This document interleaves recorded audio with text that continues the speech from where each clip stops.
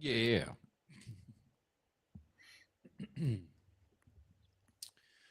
All right, let me hit this thing here on this thing here.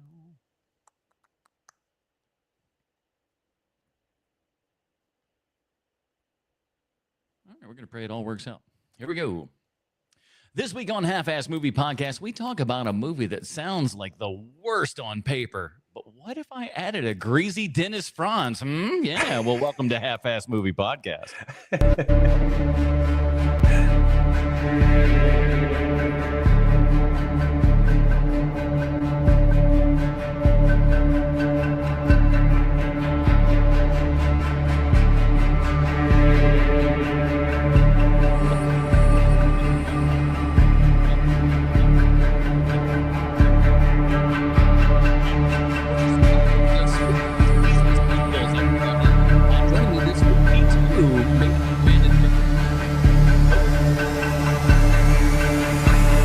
Ungodly loud. What the? Okay, go ahead. Yeah, that was super loud. I couldn't hear anything you were saying, buddy. Betsy, go ahead.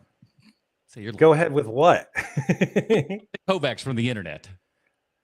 Just don't let me. Okay. Wait, Shanzi Kovacs from the internet. Just don't let them take me to the asylum again. And he's twice as handsome as Dennis Franz, Bruce Leslie. Let's not go writing checks. My body can't cash. Hey, listen, you know. I did think the first thing I thought when I was watching that one diner scene was how Sean and I could really recreate the Anthony Perkins, Dennis Franz energy. I tell you what, right now. I mean, I think you understand I'm the Franz in the situation. The only thing I would say is that I've seen pictures of you when you were younger. Like you had your moment in the sun, you know, like Dennis Franz never had that moment. That was when he was younger that we saw. That's what I mean. That's what I'm saying. He's probably 20 in his late 20s in that movie, and he looks awful. He has looked 47 for 47 years, at least. He seems like he drives himself off coming out of the shower with a pizza. He's just so greasy, man. And isn't he the first man to show his butt on network television? Indeed, he might be. I don't know the answer to that. It was NYPD Blue. He was taking a shower, and they panned down, and we saw a Sipowicz butt on ABC at like 9 p.m. or something. And not a single FCC complaint because everyone turned away from for a second. Oh dear God! Avert your eyes. I thought you were going to say they couldn't stop applauding and reach for their phone because they were. There was some clapping going on. That's for sure. Indeed, there was. He was getting busy in that scene, if memory serves. I've noticed that whenever it's disgusting nudity, the actor is always considered brave. Oh, yeah. And then when it's good nudity, everyone's like, "This is just too much sex on TV." Nobody talked too about much sex in the movies. Nobody talked about how Kathy Bates was exploited when she did that nude scene. Was it about Schmidt? That is correct. That's another. She's so brave. Yeah. That is not oh my God, this is too sexy for everyone. You want the too sexy, not the like, oh my goodness, Janet, you are so brave. Love it. So that's what Lady Matlock's cans look like. I'll tell you who's brave was the kind of chubby guy from Broken Lizard that showed his gonads in Super Troopers, man. He probably would have had a good reason not to be real proud. I'll leave it at that. Would have had a good reason not to be proud, he says. Before we get into all this kind of good stuff here and everything, like I said, we're talking about Psycho 2 today, the movie that should have, on paper, never really have happened. What a horrible idea that sounds like. And guess what, everybody? They made a pretty decent movie. We're going to talk about that today and a whole bunch of other things. But before we do that, we do want to remind you that we are a live show. And believe it or not, old Marty, after all of these years, he comments on last week's stream and says, I did not realize that this was a visual format now. And I was like, sir. Oh, it wasn't forever. Forever it wasn't. No, it wasn't. And we would just put the show up on YouTube and it would just be the audio form and everything. But there's now pictures, everybody. So you can come along and do for the live stream and watch all three of us at the same time and everything. Or I've finally gotten back to it since the move has happened and everything. And I can kind of, justify some, you have a life again. Exactly. We got the full edits coming up as well. So check out the full edit of last week's show up on YouTube. And then this week's show will be, probably about a day or so afterwards. We'll chop out the Dinger Zone. That'll be the end of this episode. That'll be available at patreon.com/HMP. We'll get in that in a second here. But then you can check out that full edit video that goes back and forth, a little bit more dynamic, a little bit more interesting for you. So if you're somebody that needs a little bit more of that visual pop and doesn't just need to, hear the words and everything, check out that full edit. It's a good time for you. And I got a whole bunch of other videos and stuff in the works because the home theater is chugging along. I got almost all my painting done in there and everything. It's way too much work, but check all that kind of good stuff out. That'll be over there on YouTube. YouTube links in the show notes as always. And if you can, drop us a little dime there, will you? Come on. Fortress Bucks. There it is. My goodness, the button wouldn't push for some reason. Because I need to cover this mortgage here and everything. So Fortress Bucks are always going to be appreciated. We love you, love you, love you. And just tell a friend, man. We appreciate you. And if you can't do if you want to be the best of the best, patreon.com/HMP. Pre-show, post-show, Dinger Zone. Dinger Zone this week, which we'll be doing right after this on the live stream. We're going to be doing our top 5 surprisingly good movies. So movies that you did not necessarily think were going to be all that hot going in, and all of a sudden, boom, it turns you around on it. Because Psycho 2, I think, is a little bit like that. We'll be getting into. I had such an easy time with this. I don't know why I did, but this top 5, it was just like bam, bam, bam, bam, bam. It was so easy. I struggled with the top 5. Oh, really? I think I had a really good one, and it mostly stayed in kind of in the horror-esque realm and everything. So it's Look at Fancy Pants over there. Keeping it in the genre. Fancy. We aren't boy. all heroes, but the heroes that are out there, they hit like and subscribe on this here podcast. That's what they do, boys. Keep abreast of all those fine situations. So let's do this, boys. You still the king, Portress. You still the king, baby. Let me I don't have the IMDb page, but we're gonna do it anyway. Here's the IMDb plot line for Psycho 2. As we know, IMDb always 100% correct in everything they say and or do. After 22 years of psychiatric care, Norman Bates attempts to return to a life of solitude, but specters of his crimes and his mother continue to haunt him. This is written by Tom Holland, who you of course know as Spider-Man. Hold on. Nope. Wait a minute. Hold on. Turns out this is the Tom Holland who was the guy who behind The Beast Within, Class of 1984, Fright Night, Child's Play, and of course Thinner, the best movie of all of those. This is directed by Ozploitation expert Richard Franklin, who directed Patrick. That's a movie about a man in a coma who has telekinesis. We got Road Games. It's got Stacy Keach and Jamie Lee Curtis. Awesome Good flick. movie. Check that one out. Yeah, that's a good one. We got Link that has a monkey and Elizabeth Shue and Terrence Stamp in it. And he even directed an episode of Beauty and the Beast where word has it Ron Perlman actually looked like that before makeup. This is starring Anthony Perkins, Vera Miles, Meg Tilly, Robert Loggia, and of course it's 1980s and you need a scum bum. So who do you call? That's right, Dennis Franz. Psycho 2, you got to ask yourself, why on earth would they make this? And we'll talk about it because this was the first time that Bruce has seen it. But Sean, you and I had kind of seen this previously. How did you come about this originally? This is one of those weird things where one of my sisters went through a phase where she just started liking really strange movies. The Exorcist was one of her favorite movies. And so she started watching all the Exorcist movies. And there's that weird thing with Exorcist 3, where the first Exorcist, unimpeachable, great movie. I don't know if it's scary anymore, but it's a great movie still. Exorcist 2 is just complete dog shit. But Exorcist 3 is actually a good movie. It's surprisingly well made. And so because of that, my sister kind of forced me to watch those movies during the Halloween holiday. Is that a thing? Halloween holiday? Sure. Oh, why not? yeah. And we would start going through other movies that had sequels, and one of them was Psycho. And so, you see the first Psycho, and when you're a kid, it looks like the oldest movie ever made. When you get older, you understand the craft to that movie, and you just like it more and more as you get older. But then she watches Psycho 2.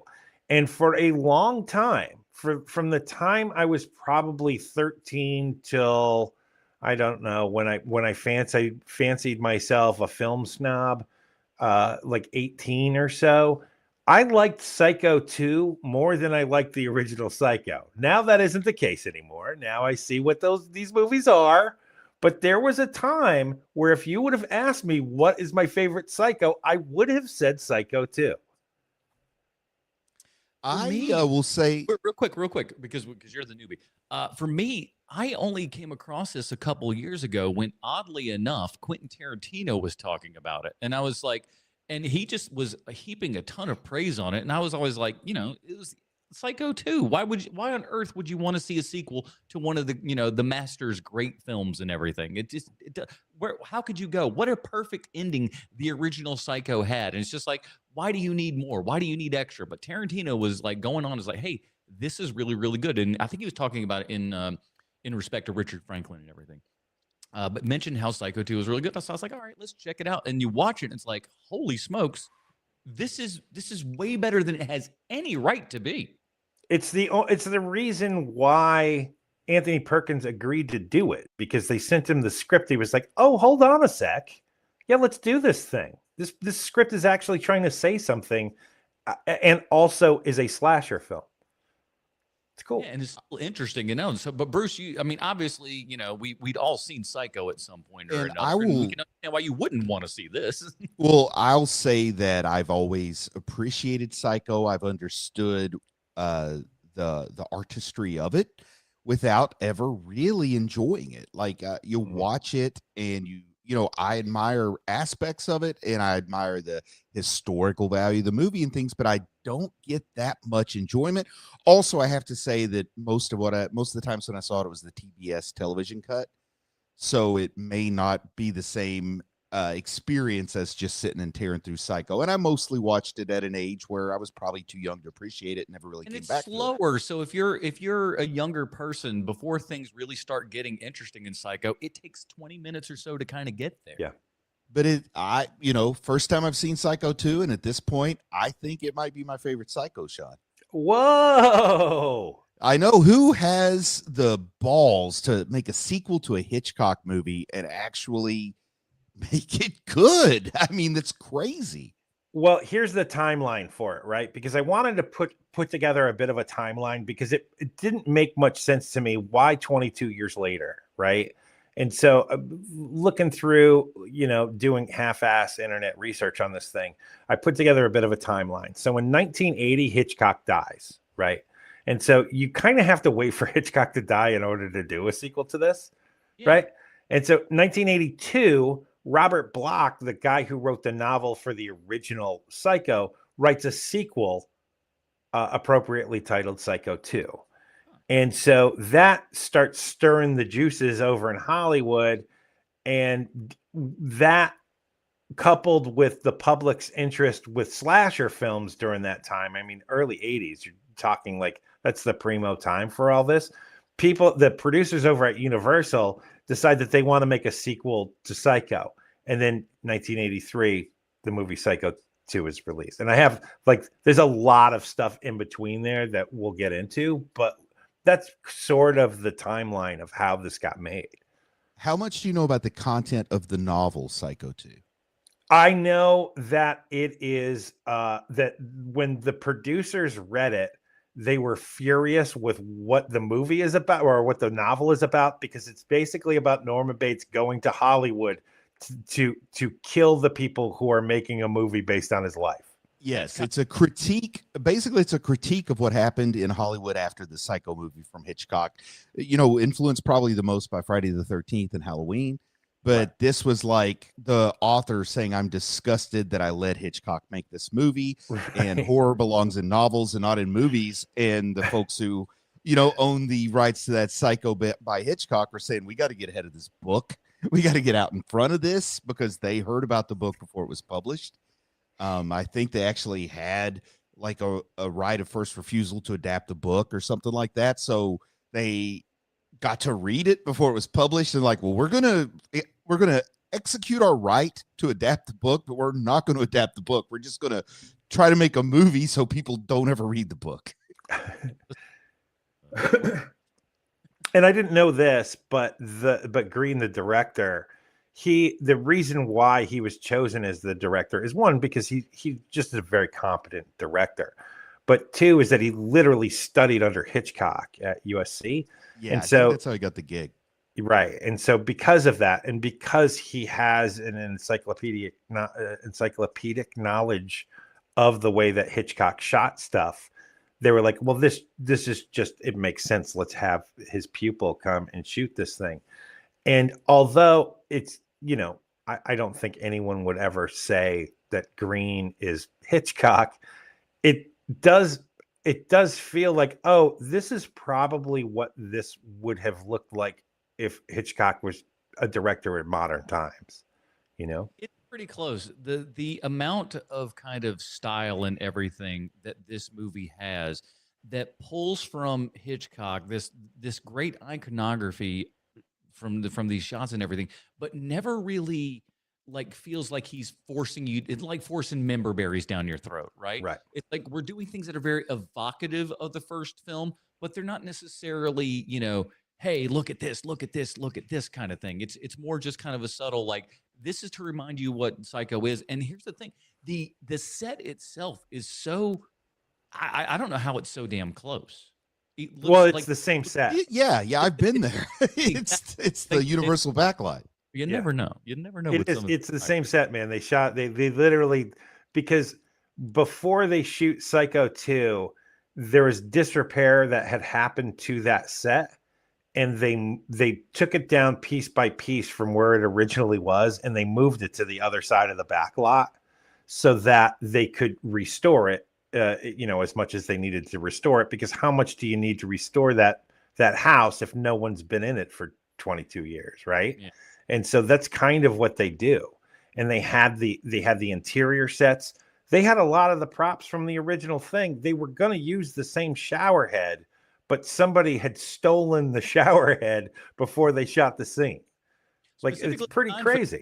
For that first movie and everything, to get it, the stream around the camera and everything. So a lot of people don't realize that was very specifically designed for that shot, which is wild. The corpse, Mama's corpse, Mrs. Bates' corpse, is that the same prop from the first movie? No. Oh, that's too bad. That would have been a cool little bit of trivia. I was hoping it was. No, but like even the carpet runners are the same from the original movie. There's a lot. There's the artwork that's hanging up in the Bates Motel that is the horrific scene of a woman being sexually assaulted. That's from the original film. Like, there's a bunch of original props from one to the other. It's kind of surprising that out of the gate, because I know that when they shot the original Psycho, everyone kind of wrote it off like it's not that big a deal. And whenever that happens, people generally higgledy-piggledy just throw crap away from those movies. But for some reason, they kept a ton of the stuff from the original Psycho. I heard and where they've relocated the house and the motel office to is a beautiful spot. Like that hill that they're coming down in this movie. I mean, when you see it in person, nice sunny day. It's like, I've been there. I can't explain why Psycho is one of the most iconic, like, visual movies in my lifetime. So you see that, it like washes over me the feeling more than even when like the Bruce jumps out of the water, which you think I would look forward to Bruce meeting Bruce. But it's just it makes you really wish they'd stop the tram and let you jump out and look around. So I just recently saw an interview with Danny McBride, and he was talking about, like, he's like, most of the things I've ever done have been like, kind of on location or not away from stuff. I always thought Hollywood was going to be kind of backlot stuff. Mm-hmm. And the one movie that I worked the most backlot stuff was Land of the Lost. He goes, so at night, Will Ferrell and I and a couple other guys, we'd like get on golf carts and stuff and just drive through all the backlot here and everything. And they would go up to the Psycho house, and only one person could do it. You had to walk up to the Psycho house and knock on the door. Oh, that's cool. They were just like, nothing's there, but it still scared the crap out of you every single time you'd run back. It was just like little kids again. It's like, I was like, that's a cool story. Do people still use backlots very much at all, though? Because I think the problem isn't backlots; it's their geographic location, and they just don't shoot in L.A. and Hollywood much anymore. But man, they're so beautiful. The problem the problem is that because of the way that things are shot now, you don't need backlots anymore. You know, you can use the camera equipment is getting so good, you don't need to like strategically place lights. The only thing really that you would use backlot stuff for is because that's the specific look that you're going for, is that, oh, we have chosen to make this look like a backlot. I also kind of thought, like, if you're going to have, you're going to have one scene that's at the Bates Motel, and the next scene is like in New York City where the psychiatry office is, then you only have to go like 400 feet to get to New York City from the Bates Motel. Sure, but Bruce, there's a very big difference between New York City backlot and New York City. Yeah, like there's a very different look. But there's a guy like me who just wishes it would let us run around the backlot with our cell phones and shoot some little videos or something. It just seems so fun for. Well, sure, everybody wants to recreate the final third of Pee-wee's Big Adventure. Who doesn't want to do that? Oh man, I just I want to go to that town square and jump out of a DeLorean and get attacked by gremlins. Of course, Godzilla jet ski, and that's where I want to be. Mm-hmm. That was but one of the cool parts about this movie is like because when we start up here and everything, we just start right at the court case and right at his hearing and everything, and just let him go. But the great part about this movie is that kind of, because we know of the first movie, we know what Norman's problem is. We're always waiting for that other shoe to drop, but there's enough plausible deniability and stuff that you're like, maybe he's fixed, maybe he is there. And then when you see him step foot in, like, they play such a great cat and mouse game throughout the entire movie, really making you go, is he losing it? Is he still there? Is somebody getting one over on him? What's happening here? And again, having that angle is so very interesting, and not really just trying to recreate Psycho yet again, which would have been a mistake. I think the most Hitchcockian thing was convincing us he was crazy, then convincing us that he wasn't, and then saying, hey, just because someone's trying to convince you you're crazy doesn't mean you can't still be crazy. Yeah. And I one thing I thought, I don't want to get too far into it just yet, and I'll let you guys lead the way. But one thing I thought was that they unveiled a certain twist a little too early, but then I thought, well, Psycho also unveils a twist really, really early. Yeah. And then they got more twists, and then one final twist, and then yet another twist. And I'm a guy that likes roller coasters when I'm watching a movie. I don't like roller coasters when I'm in an amusement park. When I'm watching a movie, I love the twists, and I love a movie that I can't predict.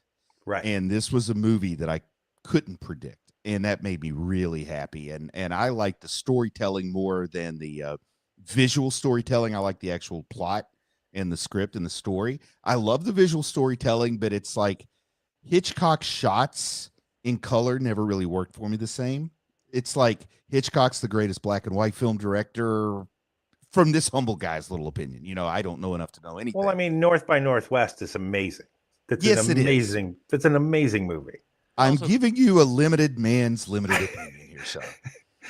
And then I think of Kubrick as like the master of color. Like, just because Kubrick made black and white, and just because, Hitchcock made color, I still kind of think Kubrick's better in color, Hitchcock's better in black and white.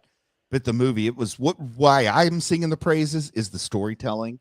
And it not only builds on Hitchcock, but it also kind of respects what Block was saying with the first Psycho about trying to ask some social questions and not just give us a slasher.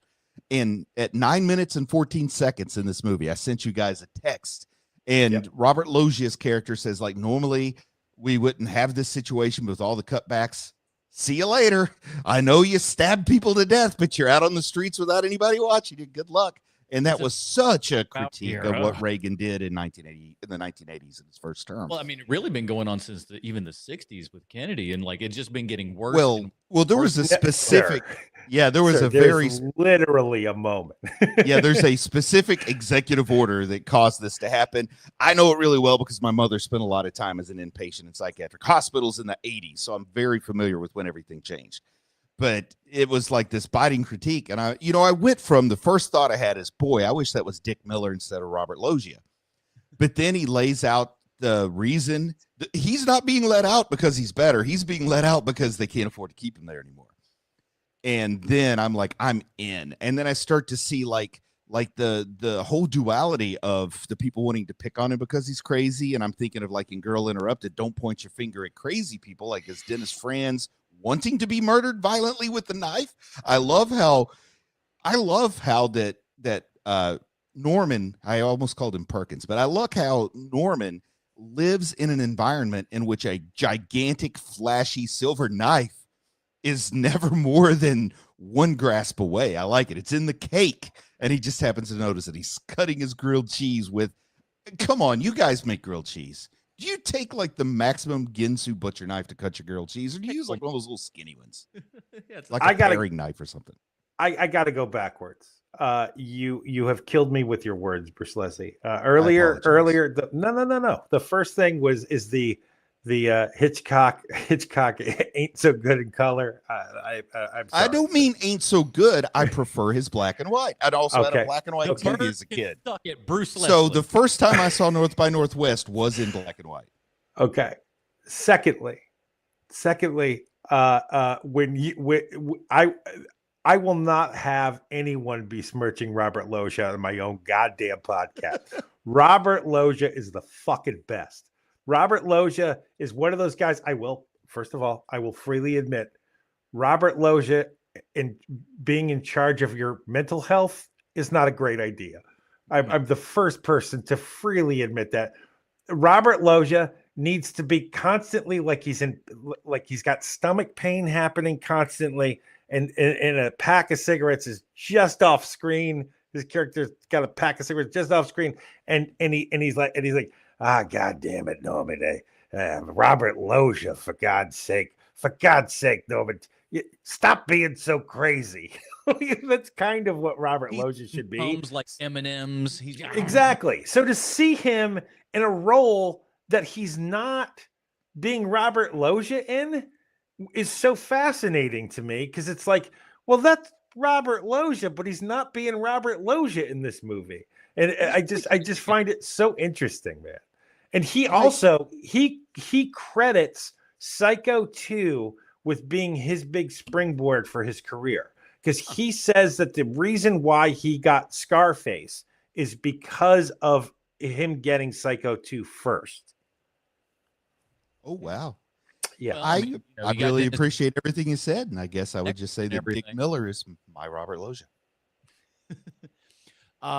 He's like, his moment where he's like sits down at the table and everything and takes off his glasses. I'm like, ooh, Robert Loggia's putting on a performance right here, man.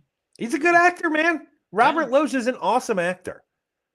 But again, the difference from what his normal kind of fare is here and everything, to have him be have some compassion and be like, he's a doctor who's compassionate against for his patients and everything. Right. He's committed to the job, because I have quite a few friends who've become psychiatrists. I know people in the field. I don't know a single one of them that would go to the trouble to exhume a body for a patient. Look, man, this script is very, very good. I think no one is implying that it's perfect. I mean, just the Stan Lee style melodrama that happens in literally the last scene in this movie. You're like, well, come on. You don't even need that part. Come on. But I love it. Well, of course you do.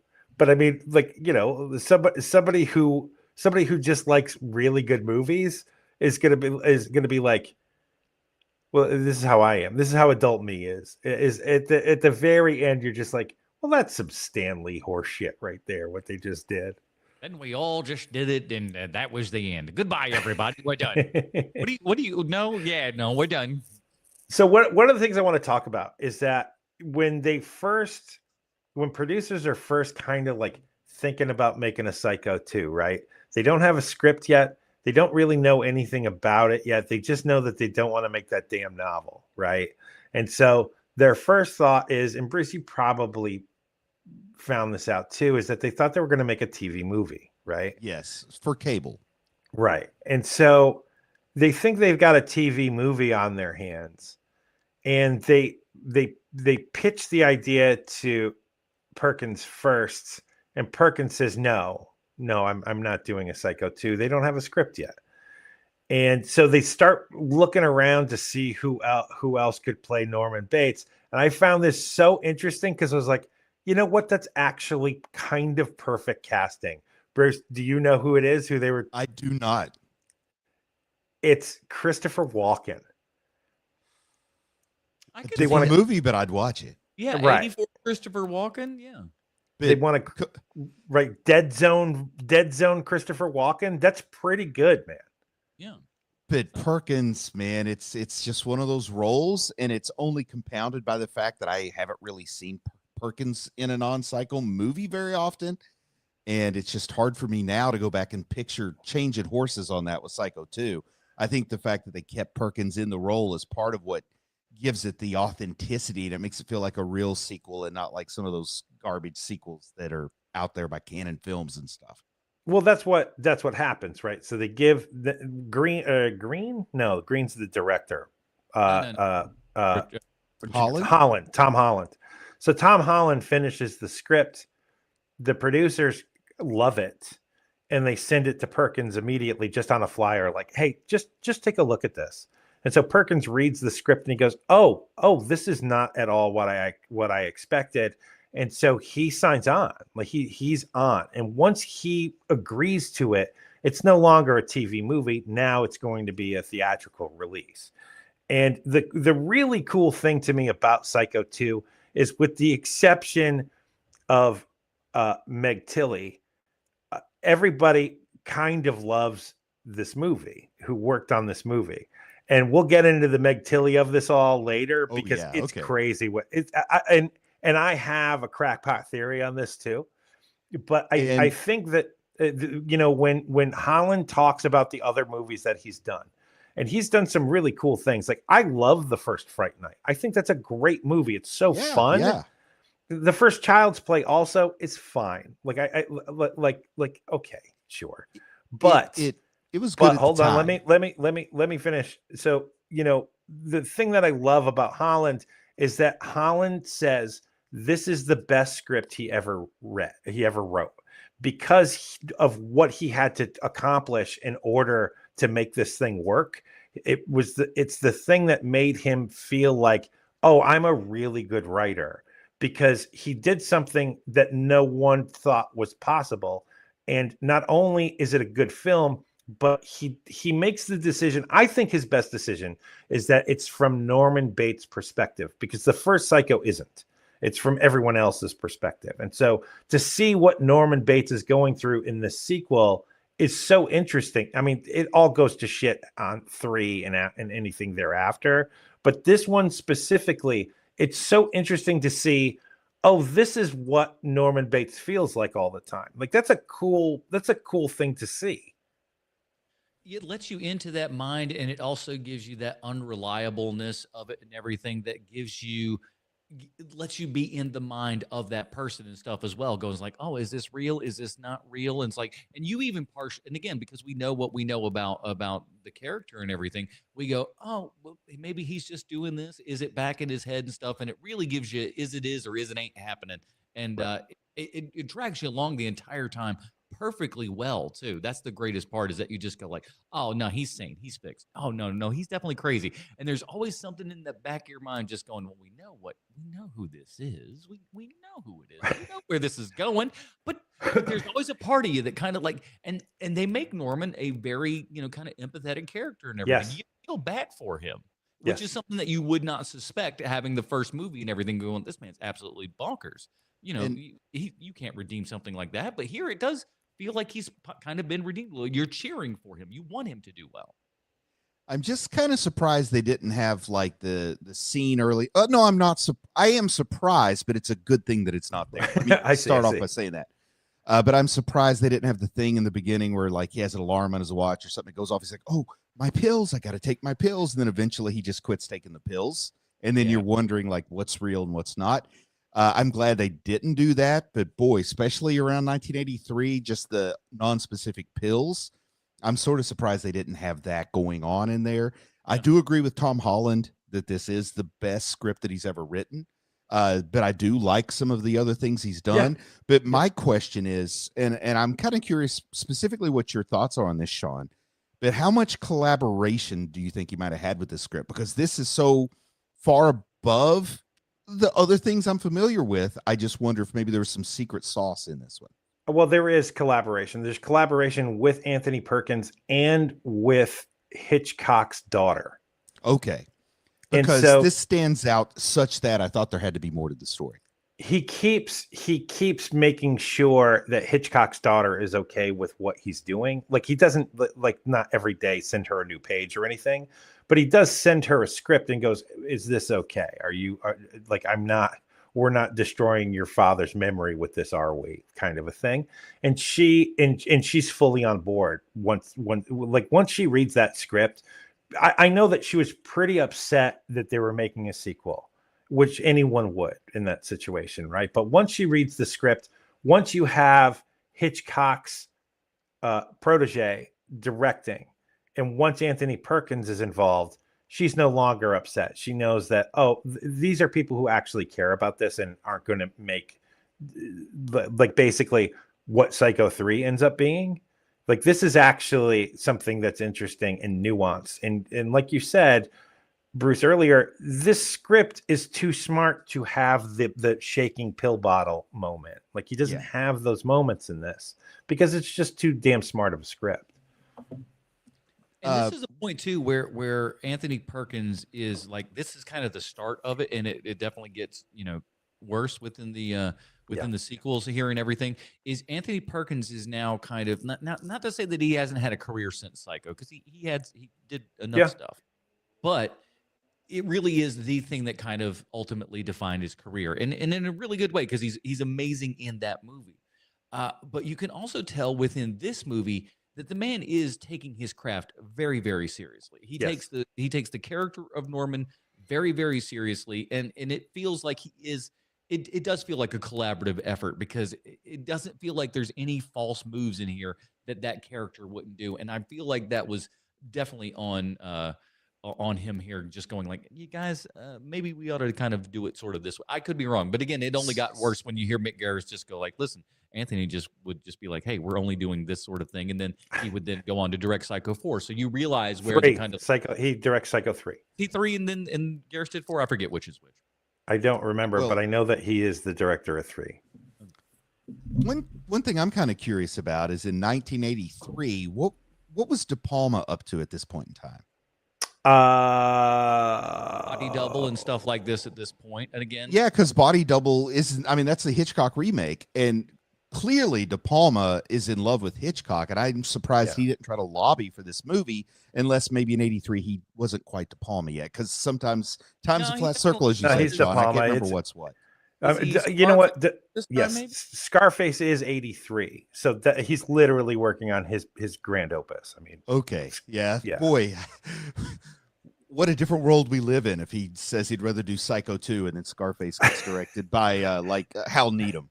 Right. Oh my Lord. Put it on sticks. We'll shoot it. Burt Reynolds is Scarface. So, you have Dean Cundy as cinematographer also, which is kind of the secret sauce of this movie, right? Where, like, even though the director is sort of new, this is his second movie, his third movie, maybe. No, their sixth movie. He's done a whole bunch of Australian things, but I'm talking big budget. Like, this is like Hollywood. You're in Hollywood now, kid. Yeah, for sure. This was his Hollywood calling card. Yeah. Right. And so having him on board too, it was just a very smart move. And he came up with the idea of the shot where Norman is in the window, and they kind of pan from him in the window and go down to the kids breaking into the front of the house. And that's all like, that's a special effect. It looks like it's one continuous shot, but Cundy had the idea for that, and he's like, you're never going to be able to get that in real life. You got to use a special effect. And it like all those, but it is a practical effect. I mean, it's a camera movement effect. Yeah, but all that. It felt like they were very much kind of going for that Hitchcock sort of thing of like, here's these couple of tracking moves. There's a couple of overhead shots, all very specifically, again, echoing Hitchcock without actually just smacking you in the face with a cold fish going, remember this Hitchcock crap. But specifically, let me go backwards for a second. So specifically, you've got Bates in the window. The camera pans to go down. The reason why it's a special effect is that you can't focus on Norman and then get the shot where you have to, there has to be some, it's a composite shot because it has to be composited. And so like the yes, there is the camera movement effect, but there's also the composite shot of that scene as well. Gotcha. They know what they're doing. That's kind of what I was going to guess, was that they just shot it twice with 2 focal points and kind of blended those somehow. That's kind of what my guess was for practical effect. All I know is they couldn't take AI and say, make these 2 shots. No, definitely not. Definitely not. So yeah, Tilly, that was an interesting choice to kind of cast her at this. Meg Tilly, someone who's half Chinese, half Chinese American, I should say. Her father wasn't Chinese American, but someone of Chinese Asian Canadian, heritage. sir. Chinese Canadian. Oh, good point. But having an actor child of mixed ethnicity myself, I really like it that they were brave. Weren't we using that word, brave enough to cast Meg Tilly in 1983 as the niece of Janet Leigh. But what really made me cry for what could have been, and maybe you guys will tell me that I would be wrong to cry for this, but that they really pushed hard to get Jamie Lee Curtis in that role, and how great to have Janet Leigh's daughter playing the Meg Tilly role. You're not wrong, but there was 2 things against it. One is that Jamie Lee Curtis at this point is trying to get out of horror. Like, she doesn't want to be in the horror genre anymore. She's already shot 2 Halloween movies. She shot The Fog because she's Carpenter's and buddy. Prom Night 2 by this point, I think. Right. So she doesn't want to do it anymore, and I totally understand that. Like, she's getting into comedies. She's like, and the other part to really take off at this point. Yes, and then the second part to this is that the director Green said it's going to be too distracting if you have the child of Janet Leigh in this movie. And I don't think he's wrong. I think that because you want Norman to be all of your focus in this movie. And if you got Jamie Lee Curtis standing next to him, I'm a red-blooded American male. I'm looking at 1983 Jamie Lee Curtis, God damn it. And she's a bigger kind of star at this point in 1983. Right. So she would have been really kind of going toe-to-toe with Perkins there and everything. And I got to be honest with you, on what I know about Perkins, I don't think he would have liked that. Well, I will say that Meg Tilly does have a kind of unique beauty that I really totally. Yeah, I really appreciate. And I think it's also kind of against type to bring her in. And I think it was a good choice. But me personally, I'm always going to go for the marketing choice sometimes instead of what we got. Or at least I can daydream about what might have been. If there were 2 cuts, then I could really know what I want. But boy, that would be expensive. But I do like Meg Tilly. I like her a lot. This is probably the only role of hers. I'm so much more familiar with her sister. It's probably the only role of hers that I know for sure that I can comment on because I've just seen it recently. And at first I kind of did a double take, like, was that a young Jennifer Tilly? But, then look up the cast and everything, you see it's Meg Tilly. But I like her. She's good. Did she do a lot else? Am I like blind to her career? She is Oscar nominated later in a movie that Agnes of God, right? Right. That every single Catholic household had to see. It was cardinal law. You must go see this movie at some point. And so every Catholic family saw this movie. And I've never seen Agnes of God, so that's part of why I don't really know much of her work, I guess. You've missed nothing, sir. But I wonder if there's some kind of connective tissue there that Tom Holland wrote this script and then Jen Tilly starts showing up in Child's Play movies 30 years later. Well, yeah, she comes in. I think she's in some of those other ones too, right? I know she's in the new series. I know that the only person she really got along with, Meg Tilly got along with, is Tom Holland. So that there is a real chance that you're right about that, Bruce. So do you guys know, Bruce, how much do you know about the Meg Tilly story on Psycho 2? I know probably nothing about the Meg Tilly story. All I know about Meg Tilly is now I know who she is, when before I didn't really have a good grasp on that. So, Adam, how much do you know? Zippo. Okay, so here's the deal, right? So Meg Tilly and Anthony Perkins hated each other, and which is so surprising because when you see them in scenes together, you're like, they're really good together. Yeah. And they're like complimenting each other so well, because Perkins is having a ham sandwich half the time in half of these scenes, which you need to have that character doing. And then you've got Meg Tilly who's playing it low, and you have that balance with the acting, and it's great. The problem is that Anthony Perkins is 50 years old when they shoot this movie. Meg Tilly is 22 years old. And Anthony Perkins, it is a very big deal that he's doing this movie. Meg Tilly is on the phone with her mom. Perkins overhears the conversation. Uh-oh. And basically, this is Meg Tilly's version of the story, is that because she grew up overseas, she doesn't have the cultural background of, like, she hadn't seen Psycho before the movie. Like, she didn't know who Anthony Perkins was. And so this is her version of the story, is that she's on the phone with her mom and she goes, I don't know why they're making such a big deal out of Tony. They're literally bending over backwards because of this guy, and I don't really know why. So Perkins overhears this. This is her version of the story. This is my crackpot theory. I think this is what actually happened. Perkins overhears this. She, as a way to try to save face, is saying this, but she was being a little catty bitch to her mom on the phone, and Perkins just happened to hear it. And so Perkins, for the rest of the movie, is like, you don't know why it's a big deal, why people are making a big deal of me in this movie? Like, how dare you? I'm Anthony, you wouldn't even be here right now if it weren't for me being here. Like, that's, what's going on in his head. And I totally understand it. But there is a part of me that's like, she's a 22-year-old girl. She's a former dancer too. Like, that's the other part. She was a professional dancer for years, and you could totally tell when you see her in this movie, like, oh, she's completely got the physique of a dancer. But she had some catastrophic injury at some point, and so she couldn't dance anymore. So she was like, well, I'm pretty. I could be an actor maybe. And so that's what she ended up doing. This is like her first huge role. Oh, gosh. Psycho 2. And so for the rest of the movie, because of the way that she spoke about Perkins, and Perkins hates her, so the director hates her. So Cundy hates her. So all the other people who were involved in Psycho hate her. Like, that other actress who's on set who was in the first Psycho, like, can't stand her either. Vera Miles, I think.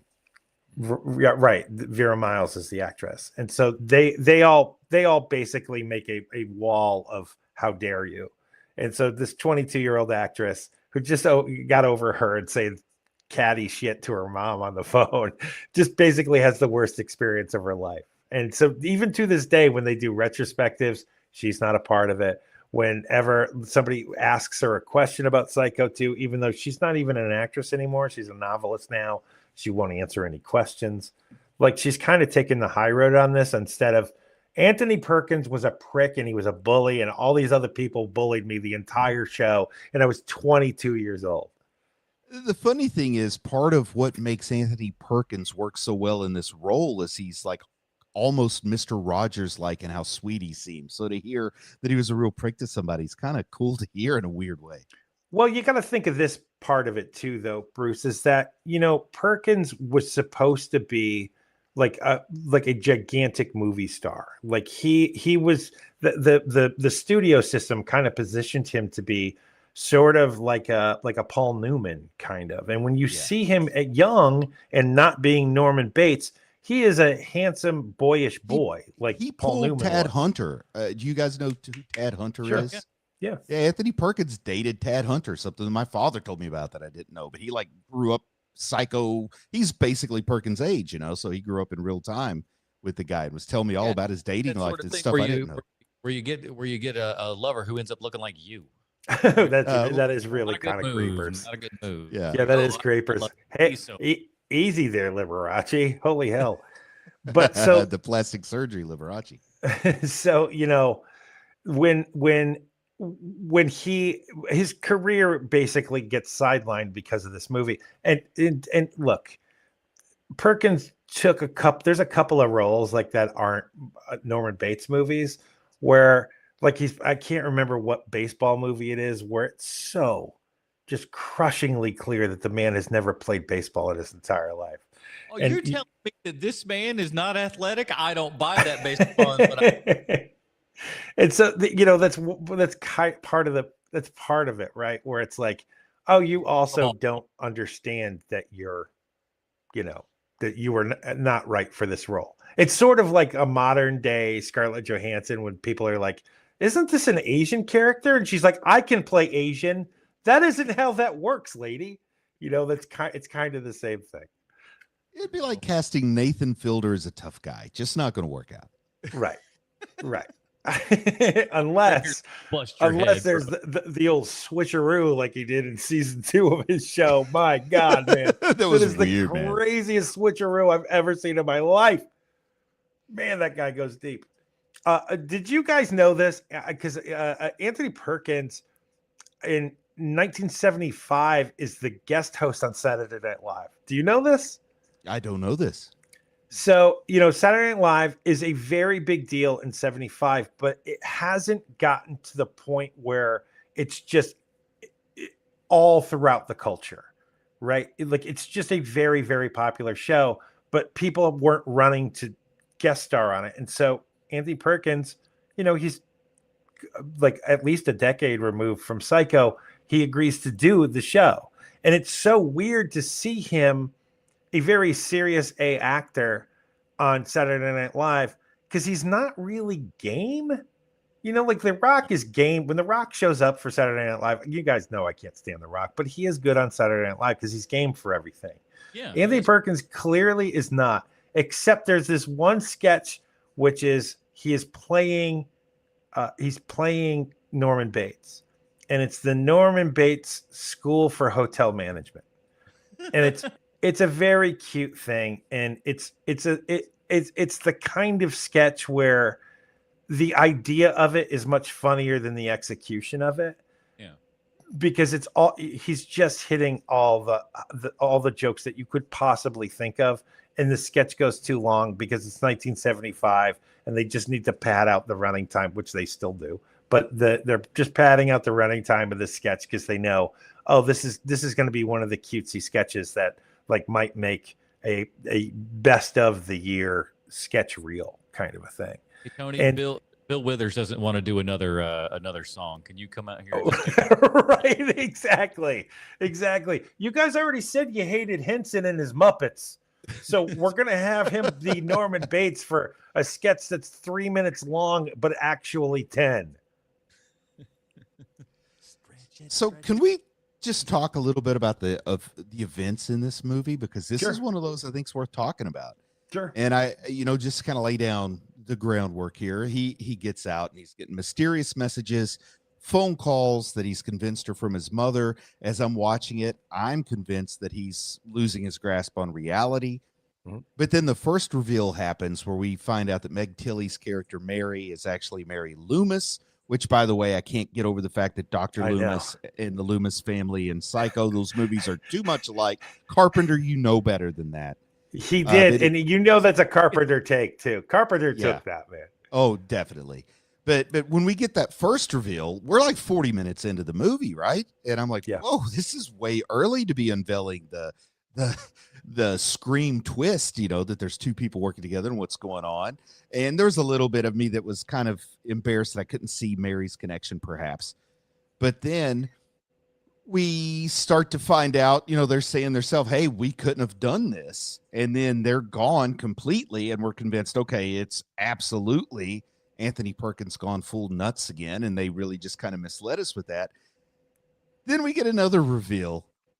The whole idea that Mrs. Bates isn't his biological mother. She was his adopted mother. And we're all thinking, at least I'm thinking, that's just Norman's insanity and that this is all malarkey. But then we get a payoff on the twist that the person claiming to be his mother was in fact his mother, and she was still alive, and she's the lady that hired him at the diner. And then we get the big blow with the shovel and the movie ends. I kind of would have liked the ending to have been him holding the shovel and fade to black before he hits her. I know it's a small ask, but for some reason that in my mind, that's how I imagine it ending. I don't want any of the adoption part. I don't want he's adopted. There's a real mom. Yeah, it wasn't really so much adoption. It's like this old Southern thing. I guess they did it in California too, where like the sister raises the baby because the mom can't, whatever. Yeah. She was in a mental hospital. What's she going to do? Then Reagan kicked her out the same time that he kicked Norman out and made this movie possible because she says, I didn't get out until you were already in, so it's great. Hilarious. They were like roomies or something. Like he's just.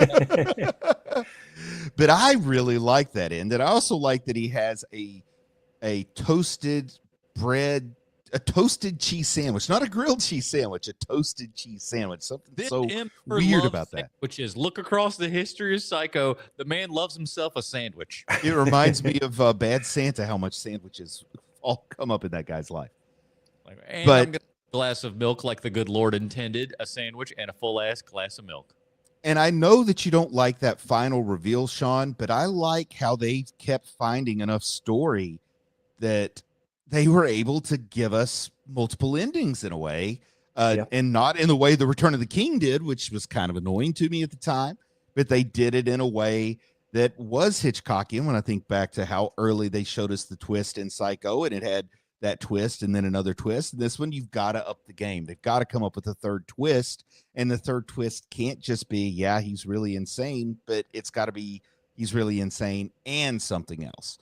And they found something that worked really well for me. I know you don't like it, Sean, but I don't always hold stories to a kind of level that you do, I guess. Like I kind of enjoy something that is a little more fantasy, something that is less realistic, because that's why I dive into this, is to get away from real things.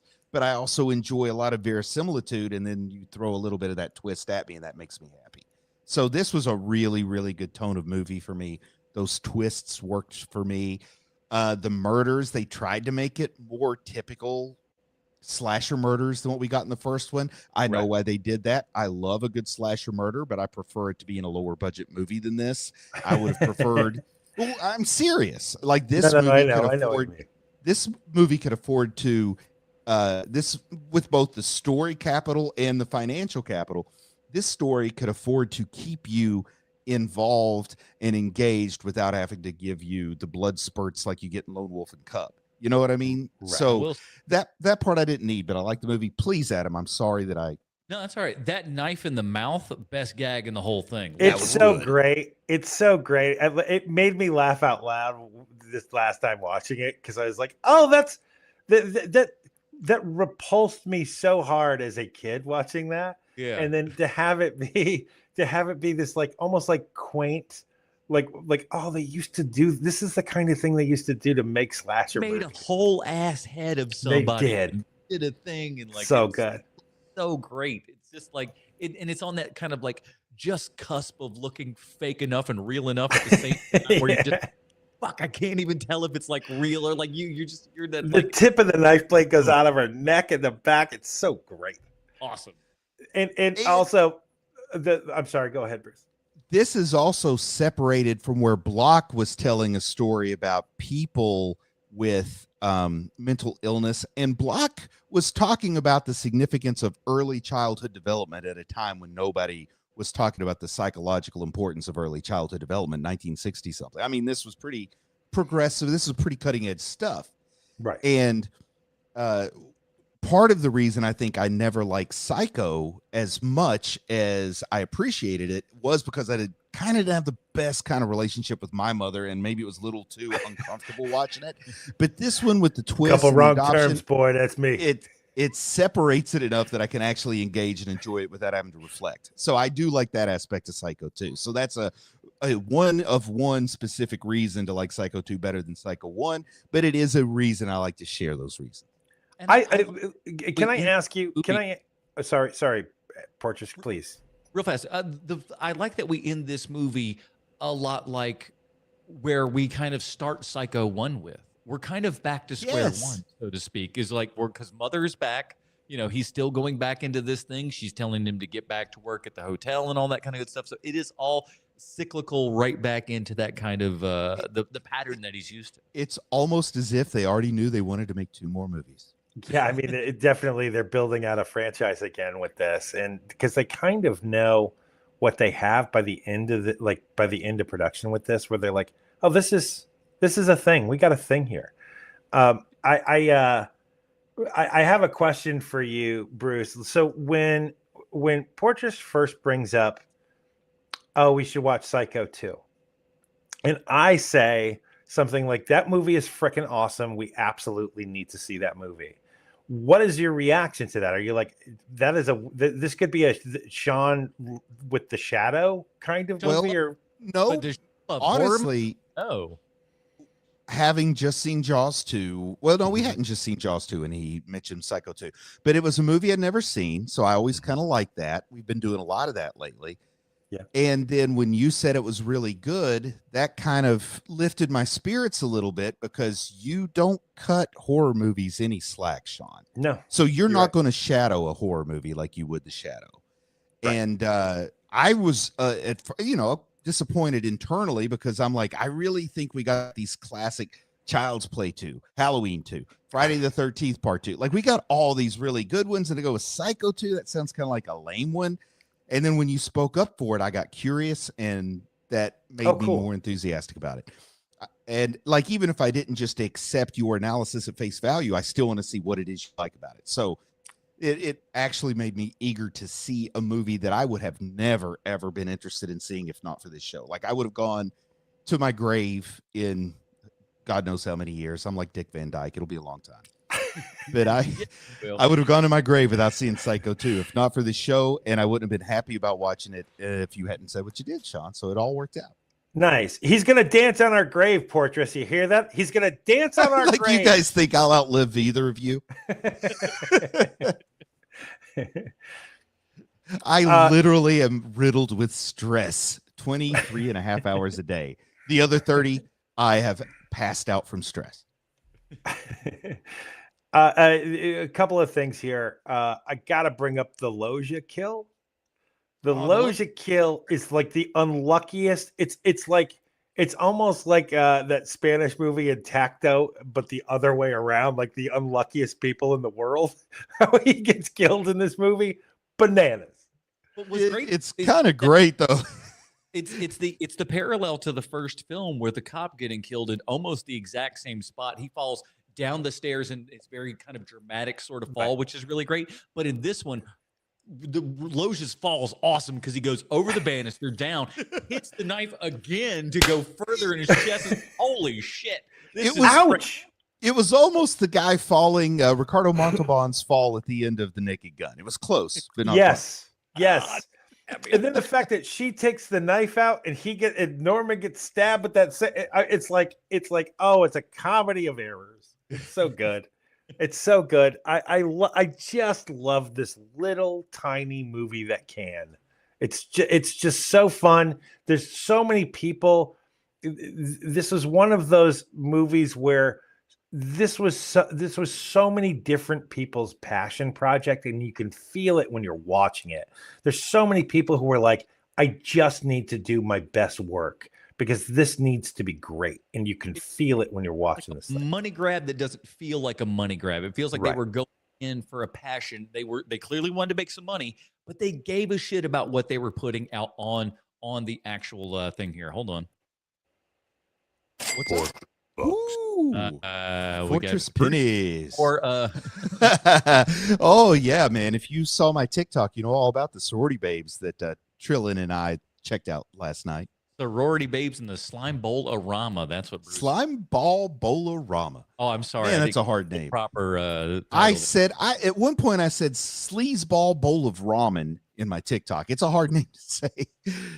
But I'm going to say something I haven't said on this podcast before, to the best of my recollection. Definitely not in volume 2. I may have said it in volume 1 because that goes way back, man, and I cannot remember things sometimes. But I'm going to get this movie on physical media. Oh, damn. That's how much I enjoyed it. I want this movie to be something I watch more than once, at least once a year, maybe more. I really connected with this bad boy. I mean, this, you know how I am with horror movies, and I usually like them a whole lot cheesier and cheaper, and I love that can-do attitude, but I also respect something good when it's good too, and I like this. I think you can get the 4-pack of these movies on Blu-ray for under $20, maybe under $15. I don't want them on Blu-ray. I want it on DVD now. I'm going old school. You can use the Psycho 3 and Psycho 4 DVD cases to like steady your table, because there's no other reason to watch those movies. They're awful. I have decided I need to be more of a physical media guy, and I've been rounding up my DVDs and putting them on a hard drive because I don't want to keep track of a bunch of DVDs, but I can fit about 200 on a hard drive. Stay tuned to Half-Ass Movie Podcast YouTube channel, because I'm taking what was supposed to be a place for laundry. I'm taking all of that stuff out, and I'm putting all of my DVDs in this giant walk-in closet. Hey, Blu-rays take too long, so I only do DVDs. Can I come up with a concept here that we have never discussed? And I'm sorry that I'm just thinking of it now, but I'll forget later if I don't say it right now. All right. You know, I think that HMP has a couple of Mount Rushmore things. I would say the first Lone Wolf and Cub is one of the faces on Mount Rushmore. Yeah. I think that probably this is number 2, because this is one of those movies where, like, if you want to be a champion of something, you want to be a champion of a movie like this, where it's like, look, this movie isn't for everybody, but when it finds the right audience, this movie is as good as it gets for the kind of film this is. Yeah. Where it could be utter shit. And the fact that so many people cared so deeply for the making of this movie. It's not just the director and the screenwriter who clearly cared so much, but Cundy cared. You know, Perkins cares a ton. They even bring in Vera Miles for her role, and she came out of retirement to do it because she wanted this to be done correctly.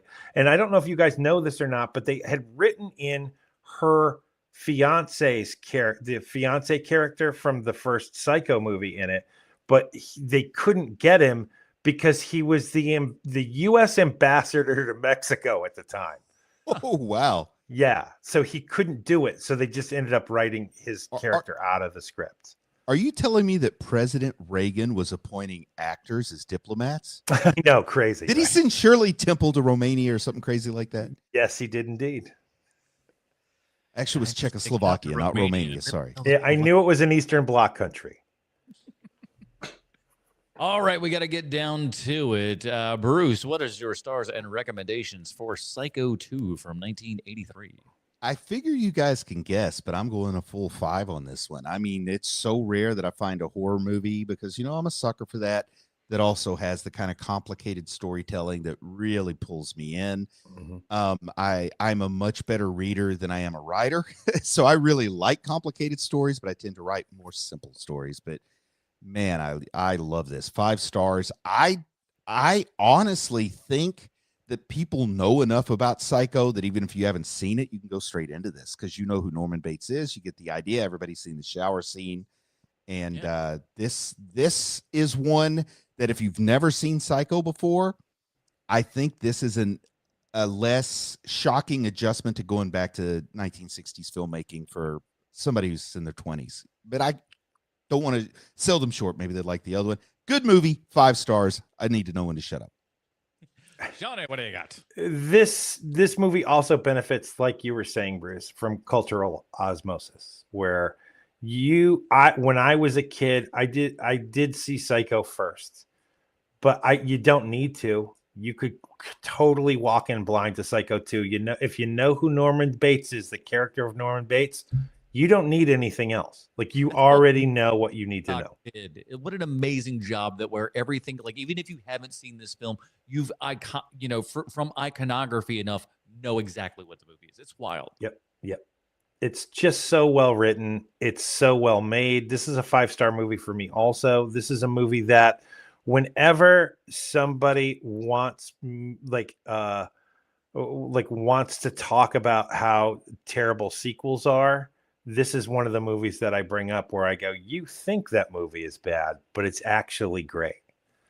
And now that it's one of the Mount Rushmore movies for us, I think I think it's unimpeachable. 5 stars.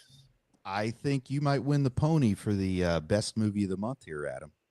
Yeah, Liz, I just thankfully I knew what I was getting into going in because I knew this was a good movie ahead of time. And but yeah, it's a 5-star all around for everybody here. Hand them out like cupcakes, everybody, because we're having a good time. It's It's far better than it has any right to be. It swings for the fences, and son of a bitch, if that ball don't go all the way over.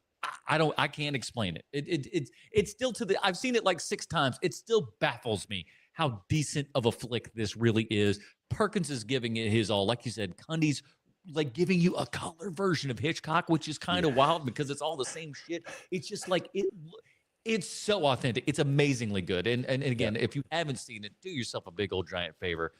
It's really, really stout. 5 stars all around, everybody.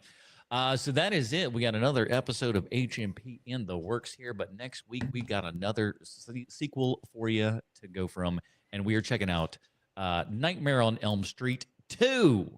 It's a great sequel, but not a Psycho 2.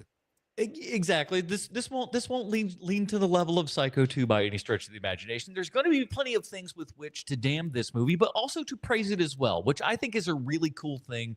I'm excited to get in kind of to like my own personal history with the movie and stuff, and how the thoughts of everyone else, to be quite frank, have really evolved on this movie over time and stuff. So I think we're gonna have a very interesting conversation.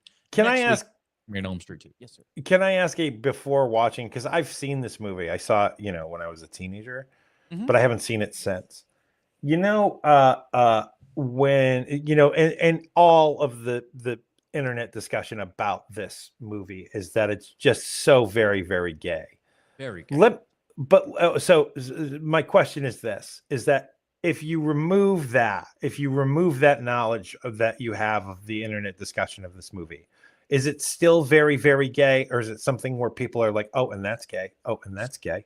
Well, here's yes and no. It's a weird thing. There's a dance scene. Even talk. Well, yeah, but that's not even that. Like that's pretty gay. That's pretty gay. That dance scene's pretty gay.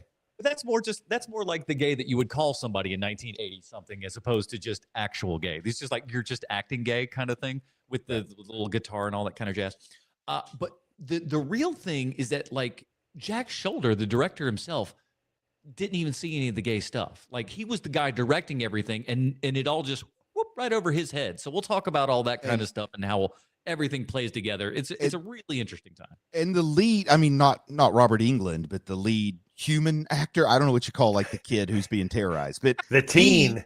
That actor, openly gay in real life. And I think his performance really was not appreciated by the very square director who didn't know what he was watching. Well, I'm curious to hear what you think about it, Sean, after you see it. There's a great documentary about I think it's called Nightmare on Elm Street 2, the gayest movie ever made, or something like that. Oh, that's cool. What a great title, man. I watched that, and that's why I know this stuff. Speaking of which, one of the things that we've run into this week or this month is that we've got some really nice movie taglines, like movie tagline for posters and stuff. Like just when you thought it was safe to get back in the water. That was last week's, right? Yeah. This week's is it's 22 years later and Norman Bates is coming home. And it's just his silhouette, and there's the Bates Motel, and it's such a fabulous looking poster. And to have that tag over the top of it, it's like, ooh, that's the good stuff, boy. Sean, doesn't it feel a little bit like me and Adam came up with that tagline though? It's very literal. Yes, but you need to let people know that it is Norman Bates, especially around this time where Halloween 3 is about toys. Strangely, I was watching that earlier today. And a weird Irishman with a grudge. 8 more days to Halloween, Halloween, Halloween. Well, let's wrap this up before he comes over here and bangs all of our moms as he does in that movie. That's kind of how that works. Tom Atkins is playing pipe that entire movie. He is. He is going to have to have a shovel to get to my mom. Why is he getting so much action? It's probably the stash. That is. That is it, everybody. Thank you for joining us on another episode of Half-Ass Movie Podcast. Join us next week as spooky season sequels continues with Nightmare on Elm Street 2. For Sweet Sean's and Kovacs from the internet, Bruce Leslie, I'm Adam Porters, reminding you to go watch the movies, you dirty babies. Come on down. There it is.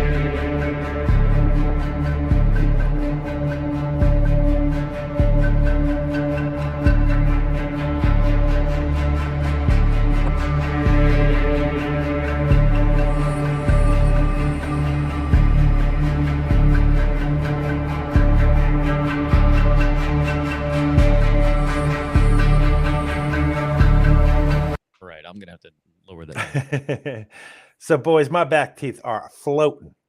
Yeah. And I'm starting to sweat in this blazer. I'm going to take that This off. Bronson. So we will convene in just a moment, ladies and gentlemen, for the dingers.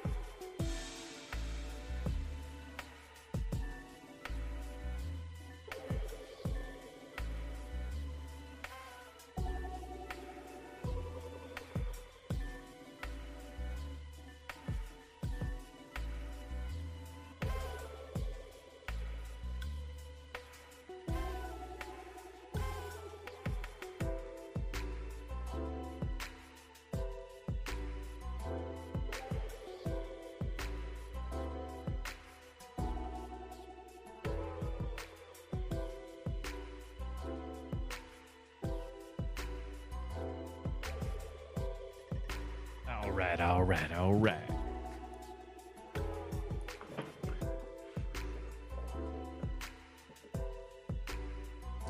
Matthew asked ETA for the return of TikTok Trash Tuesday. Tuesday, my friend. We'll get back on that.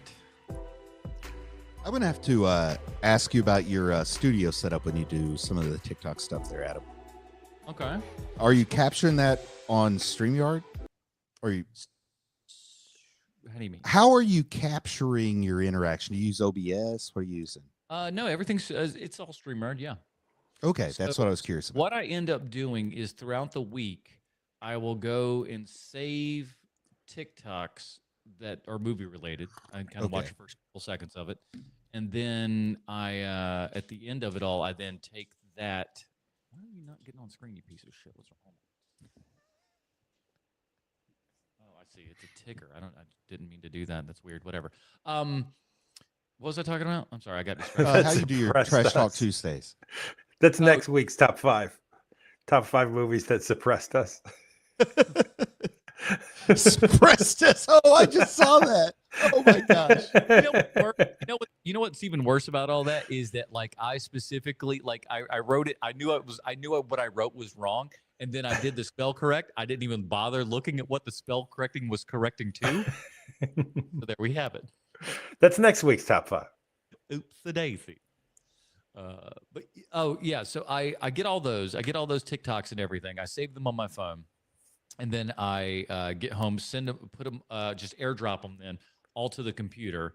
Then I put them all in DaVinci, add my little interstitial in between each of them, so they're kind of separated out a little bit. So I put the little graphic in between each one, and then I just level the volume so they're all good, and then I just place the file in, much like I do the other intro here. And you can kind of play and pause it as things go. So I just put in like a 20, 30-minute file, whatever that is, in there, and just play it out and react as she goes. Because I didn't know if you were like downloading and recording somehow the TikToks ahead of time so you could just play them all on your CPU, or if you were using TikTok actually in your... No. You got to get all those because they're all specifically movie related and everything. It's not like just scrolling through TikTok. I wanted to very specifically keep it towards... I keep putting movie talk and film talk hashtags on my TikToks, hoping they'll pop up on Trash Tuesday someday. Hey, listen, I'll put... Listen, all you got to do is just be like, throw me in there for no reason. You can You can use that clip from earlier where he said that Dick Miller is way better than Robert Loggia. I will make a TikTok to that effect if you need me to. Put him on Front Street, everybody. All right, everybody. This let's do.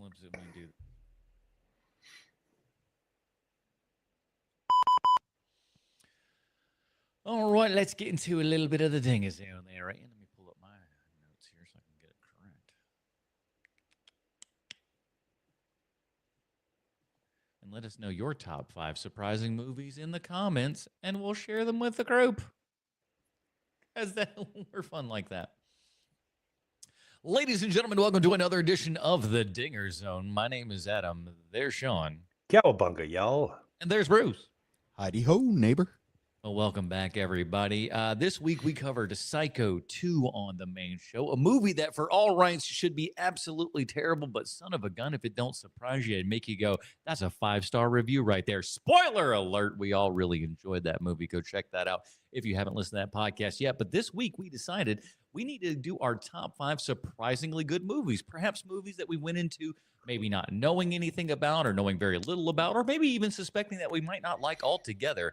But boy, oh boy, sometimes you can watch a movie and your whole life can get turned around from it. Sean, you started this here idea. What you got for number 5? All right. Well, before we get into that, I just want to start with this caveat is that for some reason I have something in my DNA that when I am going to go see a movie that I don't really want to see, and then that movie turns out to be great, it just sticks with me forever. And one of those movies, the first one that came to mind is my number 1. But all of these are interchangeable except for 1 and 2. Number 5 for me, Guardians of the Galaxy. The first Guardians of the Galaxy movie. It was the movie where because Marvel was a little bit on the ropes during that phase of Marvel, where like Iron Man 2 had come out and Thor had come out, and like his post Avengers, and it was like, I don't like, this is not, they're not killing it. And then back to back, they come out with Winter Soldier, which you guys know is one of my favorites, and Guardians of the Galaxy. But Guardians of the Galaxy was the one that was far more surprising, because these are characters no one gives a shit about. I don't care how deep into comic book lore you are. You don't know all of the Guardians of the Galaxy when that movie first started. Like, I had like a vague recollection of who Gamora was, but I didn't really know her at all. Like, I thought like, oh, it's a space lady that fights people. Like, that's all I knew. Outside of that, you're like, well, And so Yeah, to have that movie be as good as it is, and to have sort of like a weak ass villain, that villain is super weak in that movie, but it's still a really good movie. And so that's why it's so surprising to me. That's why it made my top 5. Oh man, that's a great choice. I wish I'd picked that one. That is also like James Gunn was a surprisingly good director. I didn't really have much of a opinion on James Gunn before Guardians, and now he's kind of like one of my guys. Like, I'm gonna go run out and see a James Gunn project. Yeah, good choice, man. I can't believe I didn't even think of that. That should have been on my list, and I'm embarrassed it's not. I was so happy when like they were like, "Oh, we're getting James Gunn involved," and like I'd seen enough of his stuff where I'm just like, "This guy's going to do something that's different than anyone else has been doing," and Yeah. it was such a relief to see something that was so wildly different from everything that we'd kind of seen there in the past and stuff, and showed us that like if given the right set of circumstances and everything, Marvel can even then take people that you don't know and make you care about them. And like I remember when I was in the theater waiting for whatever movie was coming out, and kids were walking up the aisle there and everything, and he was like talking about how excited he was for Guardians of the Galaxy 2 at the time. And I was like, what world do we live in? They're like a 14-year-old kid's just like, bro, I can't wait to the second Guardians of the Galaxy movie. It was just like I just sat there just like kind of just dumbfounded, like, wow, what a world we live in right now. It's like, 30 years ago, you could have said that to somebody. They looked at you like you were an insane person. Yep. That's a good one, man. Bruce, number 5. Okay, so I struggled a lot with this list because I didn't know how good the movie needed to be, how surprised I needed to be. I didn't know if other people need to be surprised. Like if I said I was surprised that a movie was good that everybody else was excited about and I wasn't, like, does that count? I don't know. It's just, please forgive me if you think It's just your flavor, dude. It's your flavor of surprise. Well, speaking of that, number 5 on my list is Passion of the Crust. That's the Ginger Dead Man 2. A movie we will not be covering during Sequeltober. Although I tried until I saw how you guys were trying hard to be supportive. I saw how much you guys wanted to be my friend and weren't going to say no, but it would just be mean for me to do that to you. So I didn't, but I promise you, if you ever trip and fall and like the floor collapses and it's like it's the roof of the apartment below you, you land on your belly, break both your legs, and can't leave, and they happen to be watching Passion of the Crust, you'll say, you know what? Not as bad as I thought. Hey, my legs could be not broken, but It's the only way I picture Sean Z ever sitting through Ginger Dead Man 2 is like broken legs and a falling through a roof. Hey, the fact that I got the man to see the first one is kind of a little miracle. That was dedication. That's because I'm always willing to give something a try, like, this does not seem like my jam at all, but I'll at least like look at it. And boy, it was rough to get through. And he wants you to see the sequel without Gary Busey, without the thing that brings you to the party for the first one, which is really the odd. It's look, I'm sure it's better than the first one. It would have to be, but man, I've been in car accidents better than the first one. I can't. One day we're gonna have a thing where each one of us, like a month, where like I'm forcing you guys to watch this movie. You have to watch it. Right? And that's when I'll have to see it. I'm really just trying to lay down those paving stones that will lead me to someday hang out with Charlie Band. So I don't know why I picked these bizarre things and just stick with them. For the moon, baby. It's like I finally gave up on Feldman. Like Corey Feldman, even I can't claim him anymore. He's too far gone. But I got Charlie Band. He's got no problems, right? Your number 5, Portress. My number 5 is a movie that it's a remake. So all of mine are in fairly the horror kind of genre here and everything. But my movie, I wasn't necessarily looking forward to seeing it. Not that the original was all that great, but I'm like, a new remake here in 2005. How good could this possibly be? But let me tell you something, boys and girls. I walked out of 2005's House of Wax with a big giant smile on my face. It is so stupid. It is so dumb, but it's that quintessential early 2000s kind of horror and everything where everything is gross, everything is disgusting. They're having a blast doing it. I forgot to bring up the little cast list here and everything, but it's got a couple of people that you recognize in it. But the biggest one that was kind of like the bit at the second that they were like, oh, guess who's in this movie? Paris Hilton. And Paris Hilton is actually pretty good in the movie. For what she does, you get to see she has a fantastic death in it that I cannot recommend highly enough. But the whole idea of House of Wax is just a silly one. And so even putting that then in 2005, but man, they do a good enough job with it. But by the time that the literal house is melting and stuff at the end, I'm on board 100% with this movie. It's so dumb, but gosh, it's fun. Did Paris Hilton play the Santo role? Didn't we watch an El Santo version of House of Wax? I don't know. Yeah, I think so. That's true. I will see Ginger Dead Man 2 before I see House of Wax starring Paris Hilton. Just so we're clear of this. The one problem that I have with it is that they kind of allude to it and make fun of the fact that she had the sex tape there and everything. But while they do it, she's absolutely totally clothed in it, which I was like, it felt like you could have been really taking the power back if you would have been like, oh, well, here's my nudity and I'm going to get paid for it. That's because she should have been brave and courageous. It was. Listen, we'd already all seen it. There's not much there to see anyhow. You could have at least gone out and put a couple extra butts in the seats just to be like, oh, well, now you get to, even if it was 2 seconds, taking the power back. Get out of here with that horse shit. That's a gut. Right, but that's how they do it. That's how they justify this. It's it was empowering for me to do this. That's how you got to sell it to them. That's some goddamn Spice Girls Myers said. Sounds like something Russ Myers said to his cast before the filming started. And how good were those pictures? Amazing. There we go. Bruce or Sean, number 4. My number 4. So shocking. I can't believe how good this movie is. They kind of tried to start a franchise off of this because it was so good, and it just to very mixed results. That movie is the Lego Movie. That movie is awesome, and it has no right being that good. But hot damn, if that movie isn't just fantastic! I love it. I was thinking if I wasn't going to go mostly the horror films and stuff, that was definitely on the list because it was like a Lego movie. This has got to be garbage. And son of a bitch, if it wasn't one of the most charming movies of the year. So good. Kind of an unexpected surprise Batman movie. I didn't know how much of a Batman movie that the Lego movie was going to be. Uh-huh. So much so we get our own Lego Batman movie for crying out loud. Uh-huh. I'm not going to say what I always say when people bring that movie up either. You like Lego Ninjago better. We get it.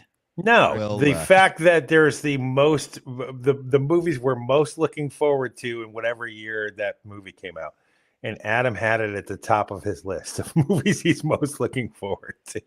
And I think that same year I had Kingsman 2 at the top of my list. Oof. You guys ready for my number 4? Yes, sir. Ginger Dead Man 3. Let's hear it. No, very different direction. And this is a movie that surprised me, but I don't know if it surprised anyone else. But it's The Family Stone, a Christmas movie that looked like I wanted to it looked like some Hallmark New England romance crap that I just had no interest in. Not a big fan of Christmas movies anyway. Mm-hmm. But when the first time that I actually sat down and watched this movie, I was intrigued. It's charming. This is a really good movie. So yes, the same guy that recommends Ginger Dead Man 2 Passion of the Crust also says once Halloween's over, go on to The Family Stone. And that one I feel much safer saying you'll probably agree with me on than the first one. It's very good. I do like that movie a lot. And Diane Keaton, no less. There you go. Nice little. There you go. And Diane Keaton. Man, that's what we should have had. Top 5 Diane Keaton movies. Damn it. Oh, not after Adam sort of said he's not a fan. I don't get it. I don't listen. I don't dislike the woman. I don't hate her, but I'm just like I wanted to strangle her. Oh, your And- takes are so goddamn boring at times, I- Portraits. My God. I've never seen Annie Hall, so I don't know if I can make a good. No, she's dang great in that. list. She's Yeah, I've great. never seen it, but I like her wardrobe. I've seen pictures of her wardrobe. Adam, what have you got at the old 4 spot? In 2011, this trailer would come on, and I'd see it many times in the theater. And every time in a theater, when brought to you from the mind of M. Night Shyamalan, everybody laughed. Everybody laughed and giggled. And I was like, and I was even with them. I was just like, oh, shit. An M. Night Shyamalan produced film. This is not going to be hype. And then I went to go see 2011's Devil, and I really, really enjoyed it. Is that the did? elevator movie? Yeah. I thought you it- were going to drop Split or something on us. Wow. No, those were all good. And again, that was another one that was just like, holy shit. That was more of a surprise moment than I thought it was going to be I good. tried so hard not to spoil it for you, Shanzi. No, look, there was no way I was ever going to see that movie, Bruce. There was no way until you said that. There was no way I was ever going to see that movie. And then, of course, I saw it instantly after you told me. Yeah, Devil just takes place on an elevator for the most part. It is kind of like just that is such a Portraits movie, man. Well, you love that where there's like one location. Man, that is Lock 'em. so you, baby. lock them in, baby. I don't want You nobody love going. them. You love them shits. I love the simplicity of scheduling your shoots when you do it that way. Man, Weather you be gotta have a damned, we're really- going in the Vader. It You was, got to it have was, a good AD on that movie. but Shyamalan's name was such dirt at that time that when it came on screen, people literally just laughed like, I ain't going to go see that. And they I mean, didn't. that was the fall to the Deadly Tree movie, right? I think so. The Happening. No. I couldn't remember the name of that. The Happening. There's stuff is what I like to call that movie. Stuff. And then The Happening. What a dumbass name for a movie. But there's also The Lady in the Water. Yeah. Like that Ooh, was that was that bad. that was really bad also. And then his name had become so bad that he made that Will Smith with his son movie, Oof. and he didn't even have his name on it. Yeah, like no advertising said his name at all. Right. They were And of course Avatar. Avatar was the big one. Yeah, The Last Airbender. The Last Airbender was really the one that really cemented like, you are dead in this town, sir.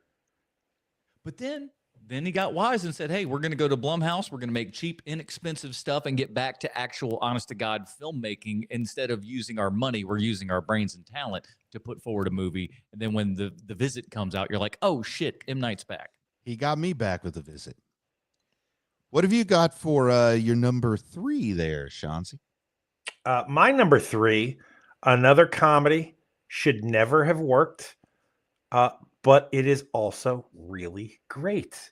And it's from the same guys that made the Lego movie. It's 21 Jump Street. 21 Jump Street is freaking amazing. There's no way this movie should be this good. And it's just awesome. Both of them are really good. Oh, I like I love that 22. movie. I like 22, but not like I like 21 because just the magic trick of 21 where like, look, you don't have any expectation going into this because before, I don't know if you guys remember or not, but before 21 Jump Street, the movie, the best version of this before this is the first Brady Bunch movie. Oh yeah. Where yeah. we're goofing on the thing that we're supposed to really like be like admiring. And this is the second round of that. And it's the first time since the Brady Bunch movie where it was like, oh, so this can still be done correctly. Because I don't know if you guys remember, after the Brady Bunch movie, there came all of those movies after it where it was like picking on Starsky the and thing. Hutch. Starsky and Hutch. You have like all of that shit. Like they tried to make a Sigmund in the Sea Monsters movie. Like they were trying to do like all of these like things that were basically like the Brady Bunch movie, and none of it worked. And then 21 Jump Street comes out, and you're like, there you go. That's how you do that, for boys. See? I am so glad that we never got the leaked Sony email that said, hey, here's our next plan. 21 Jump Street meets Men in Black. That is an honest to God thing the people over at Yeah. Sony thought that they were going to do. And it would have been so much better than the money they wasted on that Men in Black reboot with Hemsworth. But I think that if that had worked, if the Men in Black reboot would have worked, there is a real chance that they would have moved forward with that. But because it was so bad, I've never seen it, so I shouldn't speak. It's to not it. good. My favorite part of that was the slug standy thingy majig that I made for work and everything. I put it on like this foam core thing, and I drew them all and colored them in and painted them out. We put them on top of the thing, smoking a cigarette. It was cool as hell. I think we actually put a real cigarette in his hand too. I think we actually like glued a cigarette to him. That's all out, man. Bruce, You're number 3, Bruce. Number 3 for me was a surprise because I watched it at around the 13, 14-year-old range with my dad. And it is a true story starring James Earl Jones about the early history of labor unions in West Virginia, because that sounds like a real knee slapper, doesn't it? Kids love it. But that What's the movie is called? Mate Juan. And Mate Juan is an incredible action movie that is based on reality. And, story about this shootout where the sheriff of the town of Mate Juan, West Virginia, Sid Hatfield, stands up for the coal miners against the strike breakers. You get this big shootout in downtown Mate Juan, and it is, it's like Tombstone. It's like High Noon for the Appalachian crowd. People haven't been out west. It's our version of High Noon, and it's a great movie, man. James Earl Jones plays a character called Few Clothes, and to this day, my favorite quote of his is, "They calls me Few Clothes," in that very, very like Ivy League educated accent. We're supposed to believe he's like, first generation free black man working in the coal mines. I've never even heard of this movie. Never mind. That's why it's surprisingly good. It is so That's cool. good. I'm writing that down. Mate Juan. Matewan. Mate Juan. And I've been to the town of Mate Juan. I've toured the sites where they filmed it and where the things actually happen in real life. And it's one of those that sticks with me. And I was kind of afraid to put it on my surprising movie list, Sean, because you know how I always throw a bone to my friends and things like that. And this is one that has that personal connection. But it is genuinely one of the best movies you've never heard of. Cool. I can't wait to check it out. What do you got there, Adam? My number 3 was a movie that I knew literally pretty much nothing about. I think someone had said, "Hey, you need to watch this." Don't know anything about it going in, and I didn't. And I remember seeing this at the Ballantyne Village Theater, rest in peace, with about 6 people in the crowd. And there was one lady who left probably 10, maybe a half hour into it. And she was disturbed by what she saw, and she didn't even see even remotely the closest disturbing part of Border from 2018. Let me give you a quick idea of what this movie is about. On the Canadian border, there is a border guardsman. And he looks, I'm not going to tell you even what he looks like, but he looks a little bit, I'll tell you what he looks like. He looks like a fucking Geico caveman. All right. He looks like this is that Scandinavian movie. Yeah, he looks like a Geico caveman, but like he has this innate ability to tell when people are, lying or smuggling something in. He just has this ability. Anybody that he picks out of the line that he looks at and he just goes, "This guy right here." They're always carrying some sort of contraband on them, where smuggling liquor or whatever it is. But he can kind of tell this. And then one day, someone comes through his line and he cannot read them whatsoever. This is very, very disturbing because this guy is like, "Listen, I have this thing," and all of a sudden, it don't work no more. That's neat. And I'm not gonna tell you anything else about it because it goes to a really weird place. I'm not even gonna tell you what the person looks like that he sees, but it's something else. And you get to the end, and like the whole time, you just keep thinking, "This can't get weirder. This can't get weirder." And son of a bitch, if it doesn't every single time. I walked out of that, and I looked at the person that was behind the counter. I go, "Hey, man, how many people are walking out of this thing? Because I could imagine plenty." And she's like, "A decent amount." And because it's weird, it's off-putting. But I suggest you look as very little as you can and check out Border from 2018. Cool. I think I heard you and Matt talk about that one back on the Film Find days, and I think I checked a little bit of that out. Doesn't it have a very memorable love scene? Oh, that's the least memorable. But I'll just say what results. Let's go into number 2, Sean. My number 2, I originally had put down Psycho 2. But because it shocked the hell out of me how good Psycho 2 is. Although it was kind of a cheat because everyone else is surprised by Psycho 2. Like for me, I saw it as a kid, so like it isn't surprising that it's good.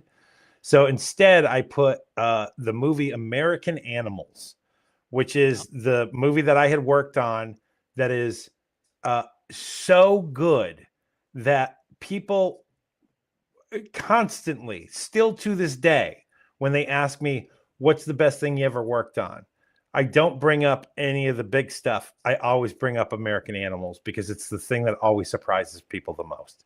And then they'll get back to me and be like, I saw that movie. That movie is awesome. And it's just such a shocking, it's so shocking how good that movie is. I read the script. I worked on that movie for months and months and months. And it shocked me when I first saw it, how good that movie is. So American Animals is my number 2.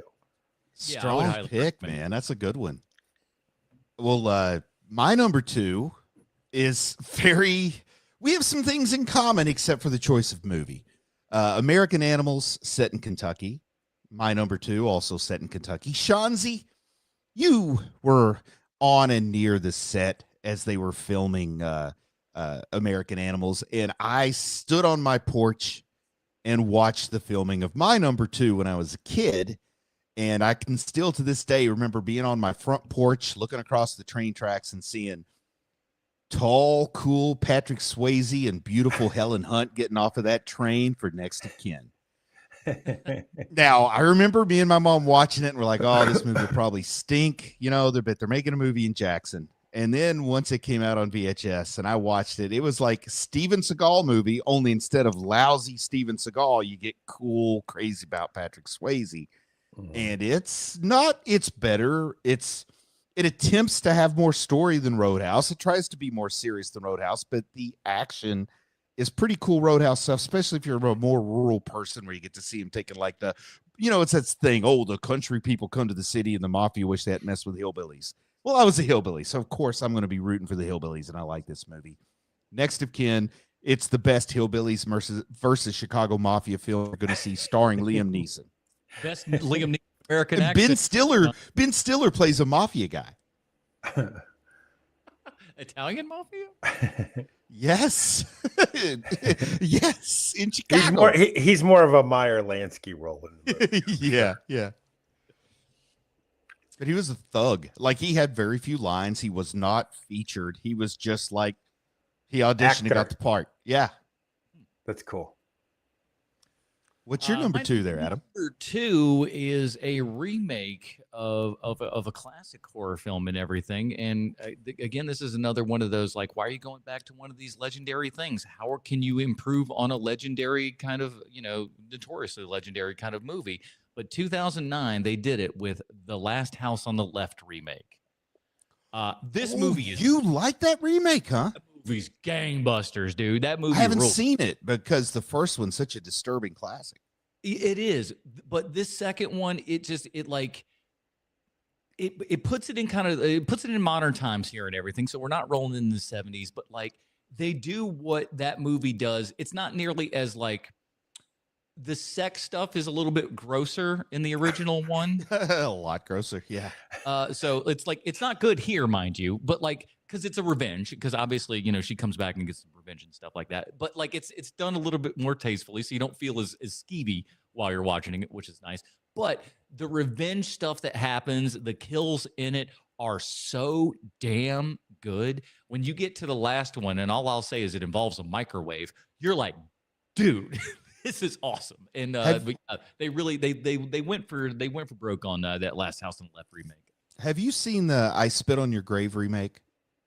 No, I haven't seen it. It's not very good, and after that, I didn't want to see because in the 70s, you can't talk about Last House on the Left without talking about I Spit on Your Grave and vice versa. I saw the remake of I Spit on Your Grave, didn't like it, and never checked out the Last House on the Left. So now I've got something I can watch this Halloween season. The one that I would kind of put a slash on this with is another Wes Craven remake, which was The Hills Have Eyes that Alexander Aja did. I did see that one. Fantastic as well. I did see that one. Even better than the original, in my opinion. And they still had what's his nuts, the freaky looking big head guy in the remake, didn't they? Oh yeah. Listen, Yeah. man, you got to get the legends in there. All right, Brucey, numero uno.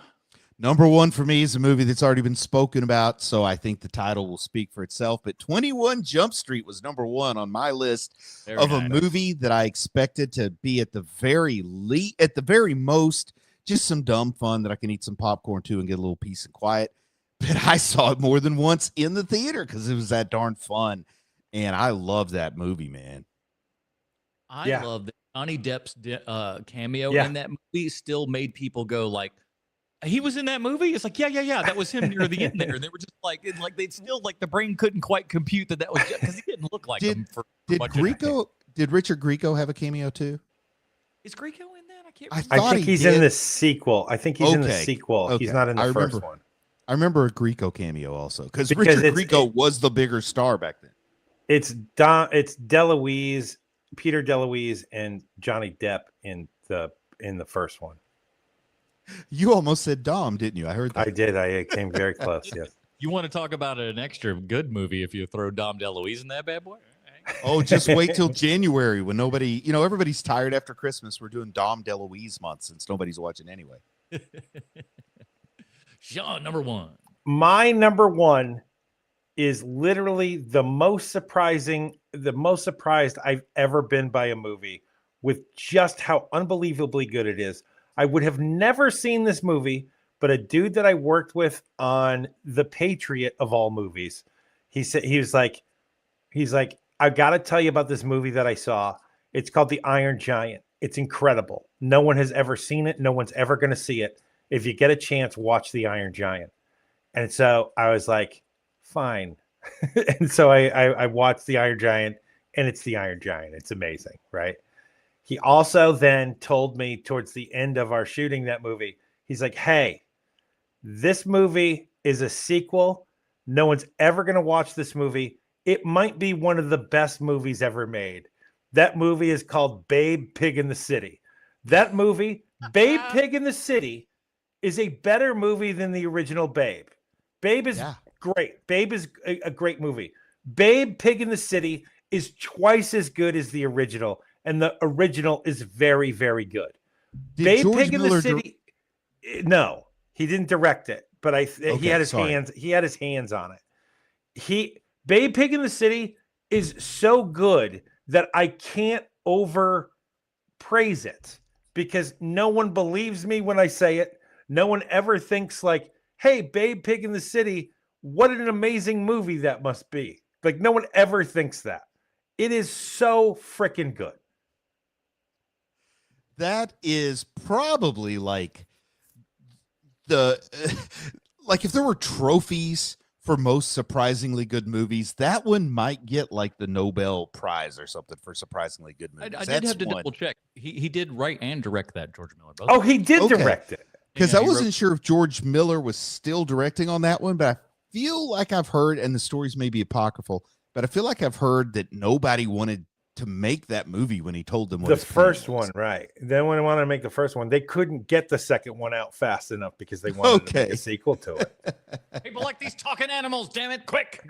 And also, like, remember there was the other talking pig movie when Babe came out. It's called Gordy. Very confusing.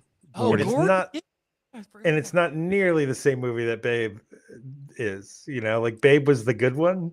That was, we had a real big run of like people hearing pitches but not wanting to pay for scripts and just commissioning their own version of pitches, and we get things like Deep Impact and Armageddon. We get what was the two Volcano? One was called Volcano, the other's like Mount Peak. Yeah, right. Dante's Peak. Yeah. Oh man, how many times do we get those look-alike movies? Yeah. Torque and Fast and Furious. That explains why Babe, Pig in the City is so freaking good, though, that George Miller wrote and directed it. I thought he only wrote the script, and I thought that he just did a pass on it. I didn't even know that he wrote the whole damn thing and directed it. And he was like supposedly like writing new Mad Max stuff while he was doing all. God, man. Why didn't he get to make his Justice League movie? That guy is so like all over the place with his stuff. I want to see what his Justice League would have looked like. I'm glad he didn't, Bruce, because he would have been wrapped up in that forever, and we would never get what he did end up making. So I'm Fury really Road. glad that didn't happen. Yeah. Yeah, I don't think it would have been as good as Fury Road, but it also might have been unlike any superhero movie we've ever seen. Also true. Just like if they'd let Gillum make his Watchmen movie. Oh my God, Adam, you're number one. My number one is yet another remake that should not have worked. The original was so good. We even mentioned it during our main show here. And so the remake, I was like, how could this possibly be good? And that's Fright Night from 2011. Here's That is your a good one. Anton Yelchin, Colin Farrell, David Tennant, Toni Collette, Imogen Poots, Christopher Mintz-Plasse, Dave Franco. This movie is chock-a-block full of awesome people, and the movie kicks so much ass. There's no reason this movie should be as awesome as it was.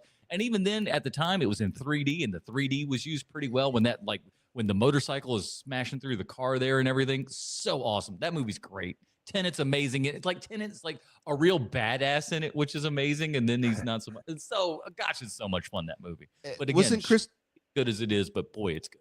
Was Mintz-Plasse? He was Evil Ed in this version, right? Yeah, he did. Oh, Yeah, he it's so good. I would say that this is one of those situations where the remake is exactly as good as the original. It's not better or worse. They're like, boom, same level in my book. I mean, again, amazing how they pulled it off. But I truly think it's because they got the caliber of people that they did. Because those names that I read off, say for like Christopher Mintz-Plasse and stuff, those are like real actors and stuff like that. And when you put those actors into horror film, I mean, Toni Collette in and of herself, amazing horror, kind of a secret horror icon, that lady. She's got a lot of like really great horror films that you don't think of. You start running them down, you're like, oh damn, she is in a lot of these things. But so good. All right, let's read a couple of chats here. We got a few favorites coming up in here. Matt says his number 5 is Lamberto Bava's Demons. Yes. We were talking about that yesterday there. Demons is absolutely amazing. Gosh, that movie's so much fun. Alex's number 5 is Austin Powers. Had no desire to see this, but still quote it today. Yeah. That is a I good think one. he asked an Evil Bong question too. Is there an Evil Bong question? Yeah, from Alex. He said, why didn't we do Evil Bong too? It's because we're smart. Number 4 for Mr. Vandiver here. We're looking at 4, Cannibal the Musical. I agree with that. It's one that shouldn't be good, but if you're into Trey Parker and Matt Stone and stuff and want to see where those early legendary kind of stuff came from, it's not a bad one. Alex says, number 4, Iron Man. I think that a lot of people were very much surprised by that. And there's so much so that they were calling Iron Man like a CD list, character when the rest of us Because he were was. But for us, it was like, that's an A character. What are you talking about? Like, he's a main member of the Avengers. What are you talking about? A C character, Captain America. But, so awesome. Jack of Hearts at one point. Exactly. Matt says number 3 is Saturday Night from 2024. You saw that one, didn't you, Sean? I do. I really like that movie. It's it's such well-trod territory that I didn't think I was going to like it, but the take is so different and so good, and the casting is just remarkable. The dude that the guy playing Chevy Chase is the Riddler from Gotham, and it's perfect. Like, the casting is perfect. Milton Berle's great in it. Yeah, Milton Berle is great in it. Apparently, Milton Berle and Chevy Chase, 2 worst people, could not have a conversation. Apparently, your mate one there is on Criterion there, Brucey. Hey, I told you it's a good movie, man. There you go. Number 3 for Alex is The Battery, $50K budget for a horror movie. I don't know The Battery. Hey, you can trust Alex. He's the guy that told me about Shark Exorcist, so he knows his movies. Oh my God. The Battery. I'm gonna have to from 2012. Looks like. All right, cool. All right, very very interesting. Number 3 for Matt, or 2 for Matt, is Barbarian 2022.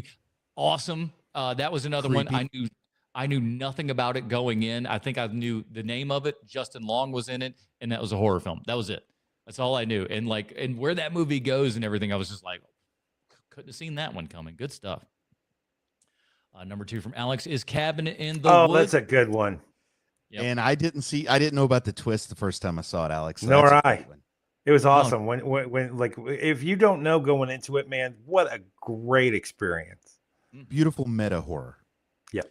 Oh, the original "I Spit on Your Grave" was tickling my mind because I came out of it thinking it was a movie everyone should see, only once, and then that's Hey, true. I'm with you on that one, buddy. That's a hard one to watch twice.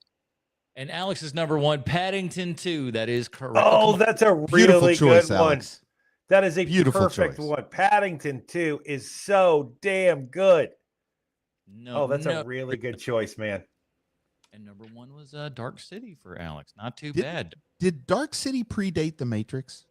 They were like same time. They're practically for the most part Close enough in time. It couldn't have possibly ripped off The Matrix. That's what I like about it is it's like very similar to The Matrix, but it came up spontaneously on its own. It's not like a Armageddon, Deep Impact, Dante's Peak kind of thing. Back in the day, if you'd asked them, the Wachowskis would really probably be like, yeah, we stole all this from anime. Yeah, oh, definitely. That was kind of their thing. Well, like, we love anime, and they were like, we blatantly steal from some anime, and I'm like, it's all There's good. a little sword art. There's a little sword art online going on in The Matrix. So that is it, everybody. Thank you so much for joining us in another Dinger Zone, and we shall see you all next week, everybody. Mwah! Very close. All right, guys. I'm out next week. I'm going to be at Halloween Horror Nights with Silas for his birthday. But I might film. Would it be okay if I just shot like a couple minutes of my take on Nightmare on Elm Street 2 and send it to you, Adam? Because I really like talking about that. We can throw it in, Sean, and I can yap about it. Then we'll go like, and here's for a quick report. Here's Bruce. Because it's killing me not to talk. That is a movie. Just because I saw that documentary, it's like, man, I got so much to say, and I hate it. That's what I'm out. But I will be listening. Cool. Yeah. So we can definitely make all that happen. All right, everybody. We're gonna put all this together. We're gonna put it on the internet, and we're gonna keep it going. Check it out on TikTok Trash Tuesday. I don't have any. I gotta start gathering some TikToks because I haven't been doing that in a hot minute because I've been busy. Bye, fellas. Adios, fellas. Thanks, chat.